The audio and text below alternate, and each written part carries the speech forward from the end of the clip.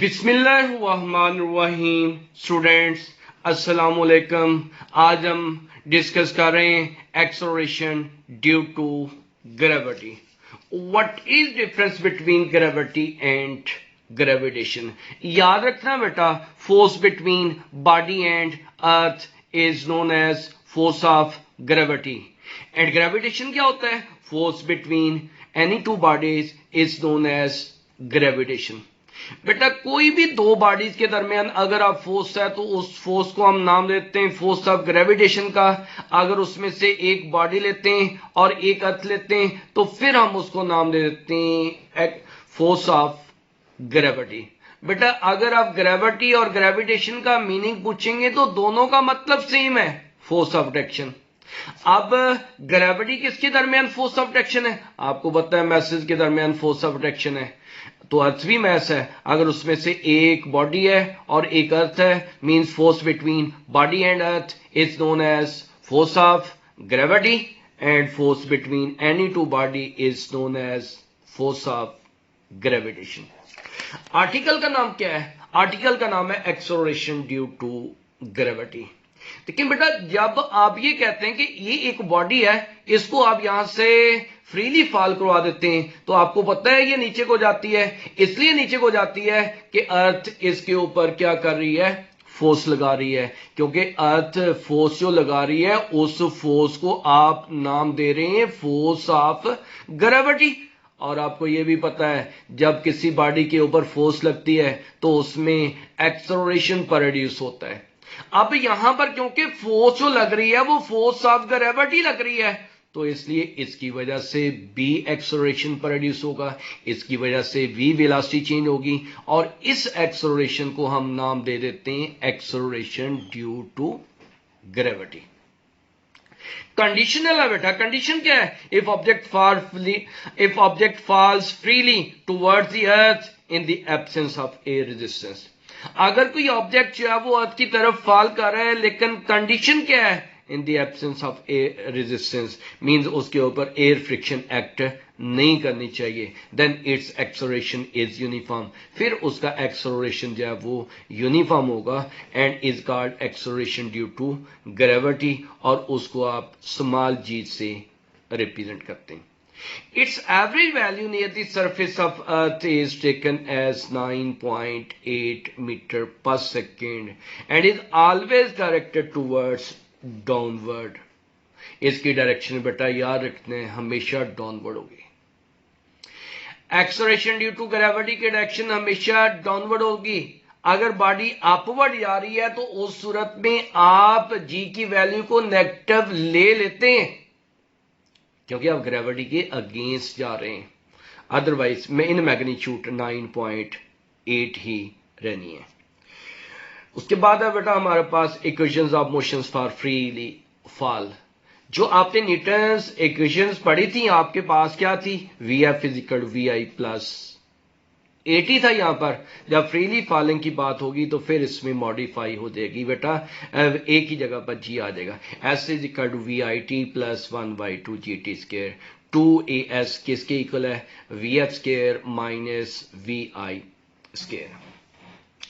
एक और अहम पॉइंट बेटा याद रखना है, अगर आप कंडीशन को फॉलो कर रहे हैं, कंडीशन को फॉलो करने का मतलब क्या है कि एक बॉडी अगर फ्रीली फॉल कर रही है in the absence of air resistance, in the absence of air resistance कह लें या एयर फ्रिक्शन कह लें, बॉडी स्मॉल इन साइज है या बिग इन साइज है, बॉडी का साइज बड़ा है, बॉडी का साइज छोटा है, मतलब उसका वेट ज्यादा है, उसका वेट कम है, एक ही हाइट से आप उसको बेटा फॉल करवा रहे हैं, बॉडी को सेम हाइट से। ये अब ये कह लें कि आपके पास ये और बॉडी है, ये और बॉडी है, अगर इसके ऊपर एयर फ्रिक्शन को आप नेग्लेक्ट करते हैं, दोनों की हाइट सेम है, तो दोनों जो है वो सेम एक्सेलरेशन के साथ फॉल करेंगे।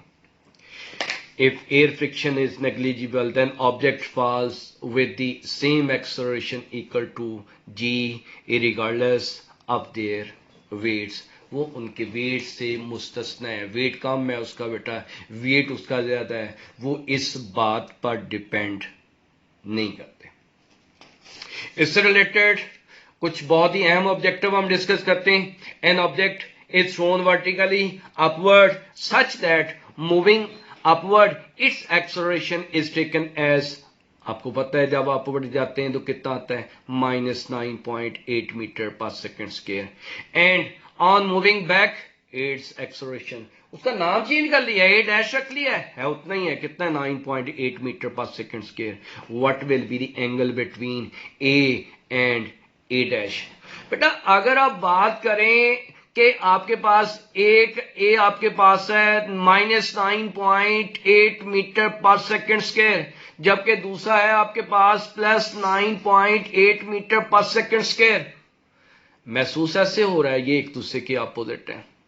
बेटा अपोजिट नहीं है, नेगेटिव साइन की वजह से एक दूसरे के अपोजिट हैं. अगर अपोजिट हैं तो अपोजिट के दरमियान एंगल कितना होता है 180 डिग्री. बेटा यहां पर एंगल 180 डिग्री नहीं है, आपने जो कंसेप्ट है उसकी रूह के मुताबिक मूव करना है. कैसे, आइए हम आगे जाकर भी पढ़ेंगे इस आर्टिकल के बाद. बेटा न्यूटन्स ने अपने सेकंड लॉ में क्या कहा है, जब आप किसी बॉडी के ऊपर फोर्स अप्लाई करते हैं तो उसमें एक्सेलरेशन प्रोड्यूस होता है, और उसमें जो एक्सेलरेशन प्रोड्यूस होता है उसी डायरेक्शन में होता है जिस सिमत में आप फोर्स लगा रहे हैं. मींस एक्सेलरेशन जो है वो प्रोड्यूस होगा इन अ डायरेक्शन ऑफ फोर्स. तो यहां पर ये वाला एक्सेलरेशन किसकी वजह से, एक्सेलरेशन ड्यू टू ग्रेविटी. और ये एक्सेलरेशन किसकी वजह से, एक्सेलरेशन ड्यू टू ग्रेविटी. बेटा ग्रेविटी की डायरेक्शन हमेशा डाउनवर्ड है. अगर ग्रेविटी की डायरेक्शन हमेशा डाउनवर्ड है तो इसका मतलब ये है कि ये एक्सेलरेशन ग्रेविटेशनल फोर्स की वजह से है. तो फोर्स ऑफ ग्रेविटेशन डाउनवर्ड है तो एक्सेलरेशन भी क्या होगा, ये भी डाउनवर्ड होगा, ये भी डाउनवर्ड होगा. दोनों की डायरेक्शन सेम है, और जब सेम डायरेक्शन हो तो उस वक्त एंगल कितना बनता है 0 डिग्री. यही बेटा इसमें की पॉइंट था.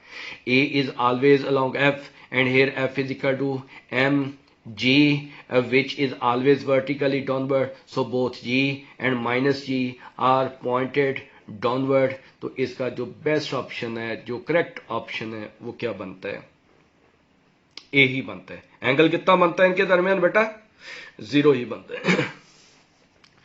अब यहां पर बेटा एक और ऑब्जेक्टिव है, when a ball is throne straight up. अगर किसी बॉडी को आप स्ट्रेट अप फेंकते हैं, what is it's acceleration at the top, उसका एक्सेलरेशन कितना होगा.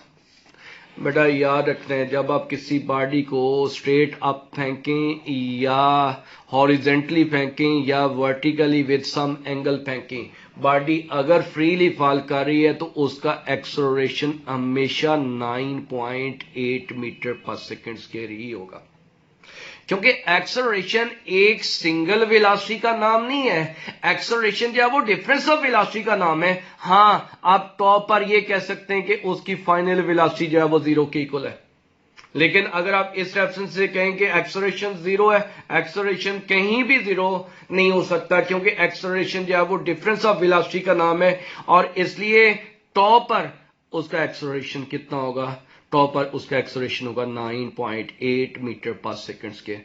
और ये भी याद रखना है इसकी डायरेक्शन वर्टिकली डाउनवर्ड होगी, तो बेस्ट ऑप्शन आपके पास क्या बनता है, ए बनता है. An object is thrown upward with a speed of 100 meter per second. एक ऑब्जेक्ट है, उसको आप प्रोजेक्ट किया है, कितनी स्पीड से 100 meter per second. How much time will it take to reach maximum height. Maximum height तक पहुंचने में ये कितना टाइम लगी. बेटा देखिए आपने ये कहा कि ऑब्जेक्ट को अपवर्ड फेंका है, इसका मतलब अपवर्ड है या डाउनवर्ड है, उसमें अब ये कह लें कि एक्सेलरेशन है, कितना एक्सेलरेशन है, उसमें एक्सेलरेशन 9.8 है, या फिर आप ये कह लें कि 10 मीटर पर सेकंड स्क्वायर है. पहले आप ये बताएं कि 10 मीटर पर सेकंड स्क्वायर का मतलब क्या है. बेटा इसका मतलब ये है कि उसकी वेलोसिटी 10 मीटर पर सेकंड या इंक्रीज हो रही है या डिक्रीज हो रही है. इसका मतलब अगर बॉडी अपवर्ड जा रही है, पहले उसकी वेलोसिटी कितनी है 100 मीटर पर सेकंड है, तो एक सेकंड के बाद उसकी स्पीड कितनी रह जानी है बेटा 90 मीटर पर सेकंड. फिर एक सेकंड के बाद उसकी स्पीड कितनी रह जानी है 80 मीटर पर सेकंड, क्योंकि एक सेकंड में 10 मीटर पर सेकंड कम होनी है. बेटा वेलोसिटी में चेंजिंग आएगी तो एक्सेलरेशन होना है.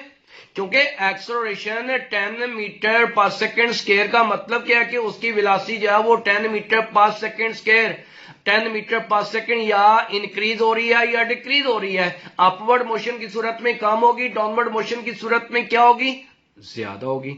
तो ऐसे ही बेटा आप 10 करते अपवर्ड जाते जाएं तो 100 मीटर से जीरो होने में कितना टाइम लगेगा, 10 सेकेंड। तो फिर हमारे पास ऑप्शन क्या आ गया बेटा, 10 सेकेंड।